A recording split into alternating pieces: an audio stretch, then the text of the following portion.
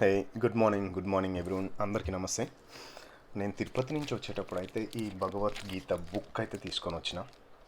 ఇగో ఇది ISKCON temple వాళ్ళు అక్కడ నేను బుక్ ఫేర్ లాంటిది పెడితే అక్కడి నుంచి అయితే ఈ బుక్ తీసుకున్నా. మీలో చాలామందికి తెలియదు, నేను భగవద్గీత ఆడియో రూపంలో ఉన్న భగవద్గీతని వారంలో ఒక 2 సార్లు అనుకోవచ్చు maximum, while going to sleep.